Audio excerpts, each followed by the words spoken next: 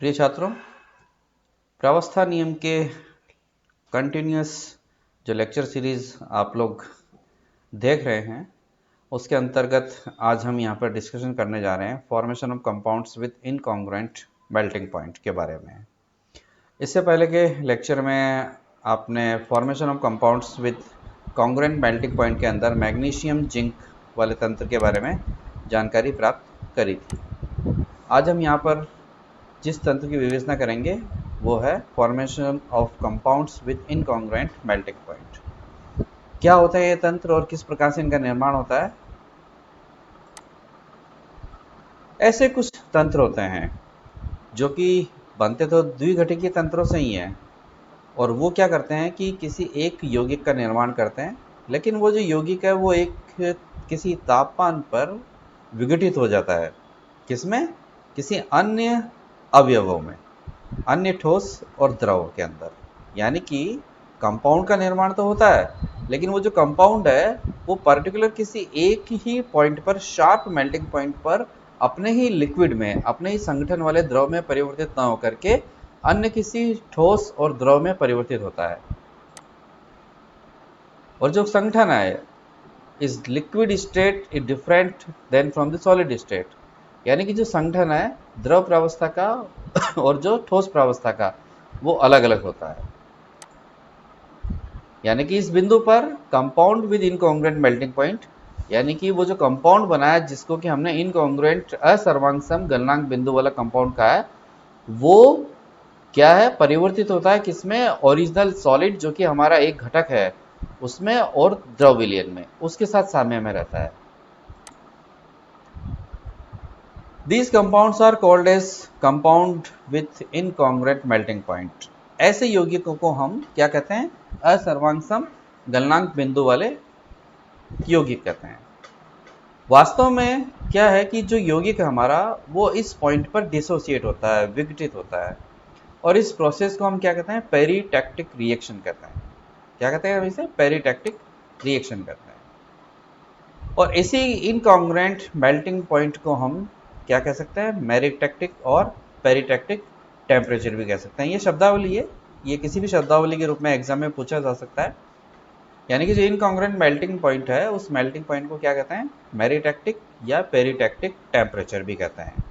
और जो रिएक्शन है वो पेरिटैक्टिक रिएक्शन कहलाती है।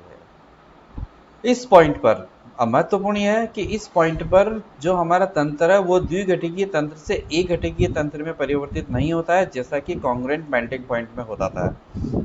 इसीलिए यहाँ पर आपको क्या देखना है कि यहाँ पर घटक कितने हैं? 2 ही हैं। और प्रावस्थाएं कितनी है? 3। क्यों प्रावस्थाएं 3 है? क्योंकि एक हमारा ये कंपाउंड जो कि इनकॉन्ग्रुएंट मेल्टिंग पॉइंट वाला है, और दूसरा वो घटक या वो यौगिक जिसमें वो परिवर्तित होता है, और विलयन। तो 1 2 3 प्रावस्थाएं साम्य में है, 3 प्रावस्थाएं। 2-1 जो हमारा द्विघटिकीय तंत्र के लिए प्रावस्था नियम है तो 0, अर्थात यहाँ पर 3 प्रावस्थाओं के साथ में ये जो तंत्र है वो क्या है? अचर है। 2 ठोस प्रावस्थाएं और 1 द्रव प्रावस्था है, अचर। ये एक टिपिकल द्विघटिकीय तंत्र जिसमें कि इनकॉन्ग्रुएंट मेल्टिंग पॉइंट वाला एक कंपाउंड का निर्माण हो रहा है। एक घटक है A और दूसरा घटक है B। ये दोनों मिलकर के बना रहे हैं यहाँ पर एक कंपाउंड सॉलिड Ab2।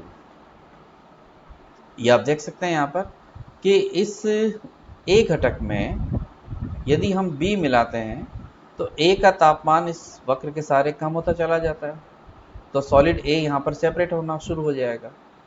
इस C बिंदु पर आकर के क्या होगा कि हमारा जो कंपाउंड Ab2 है उसका फॉर्मेशन होना शुरू हो गया। ये फॉर्मेशन यहाँ तक चलता रहता है और इस D बिंदु पर आकर के ये जो कंपाउंड Ab2 है उसका एग्जिस्टेंस संभव नहीं है, और वो यहाँ पर आकर के क्या होता है? डिसोसिएट हो जाता है कंपाउंड B और लिक्विड में। इस पॉइंट पर आकर के किस में कन्वर्ट हो जाता है? कंपाउंड B और लिक्विड के अंदर। इसके बारे में किस किस पॉइंट पर हमें विवेचना करनी है वो नेक्स्ट स्लाइड्स में यहाँ पर हमने दे रखा है।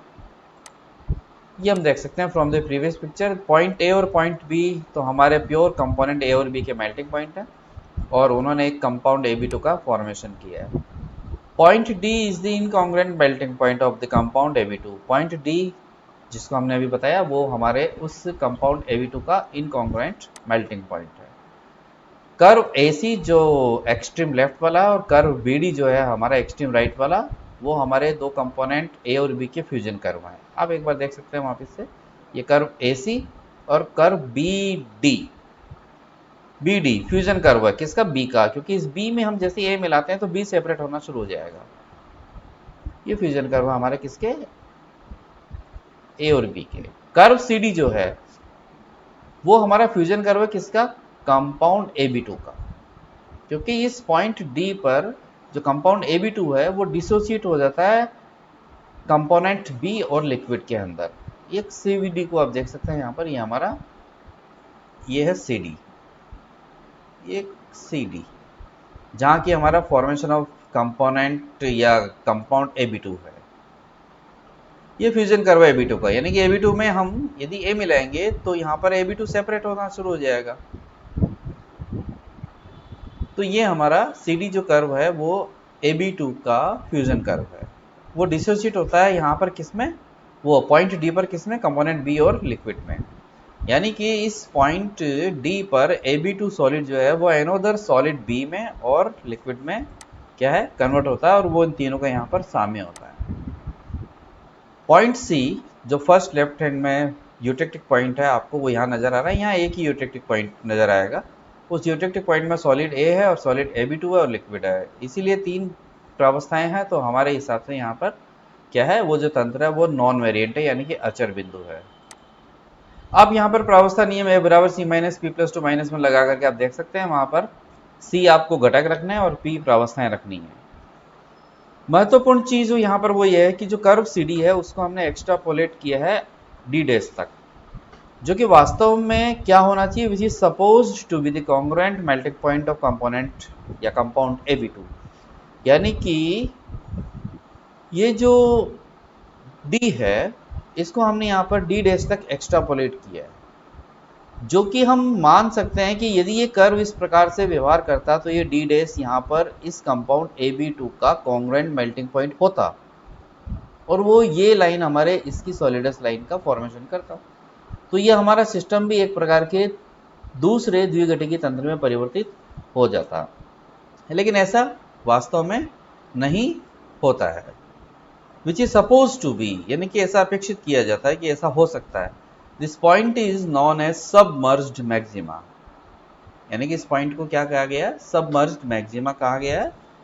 और वास्तव में यानी कि रियल सिस्टम में या रियल सिचुएशन में यह पॉइंट हमें ऑब्जर्व नहीं होता है। तो ये जो सिस्टम है, ये सिस्टम है हमारे ऐसे द्विघटिकीय तंत्र जिनमें कि क्या है? एक इनकॉन्ग्रुएंट मेल्टिंग पॉइंट वाला कंपाउंड का फॉर्मेशन होता है, और वो एक निश्चित बिंदु पर आकर के एक अन्य घटक जो कि उसी का घटक है उसमें और द्रव अवस्था में परिवर्तित हो जाता है। और यहाँ पर महत्वपूर्ण यह है कि जो प्रावस्था है हमारी वो अलग अलग है, इसलिए तंत्र इस बिंदु पर यहाँ पर द्विघटकीय ही बना रहता है। जैसा कि कॉन्ग्रुएंट मेल्टिंग पॉइंट के अंदर हमने देखा था कि वहाँ पर इस बिंदु पर यानी कि कॉन्ग्रुएंट मेल्टिंग पॉइंट वाले बिंदु पर वो जो तंत्र है हमारा वो किस में परिवर्तित हो गया था? द्विघटकीय तंत्र से एकघटकीय तंत्र में परिवर्तित हो गया था। नेक्स्ट लेक्चर के अंदर अब हम डिस्कशन करेंगे यहाँ पर इस इनकॉन्ग्रुएंट मेल्टिंग पॉइंट वाले सिस्टम में सोडियम क्लोराइड वाटर सिस्टम के बारे में, जो कि एक इनकॉन्ग्रुएंट मेल्टिंग पॉइंट रखने वाला सिस्टम है। Thank you.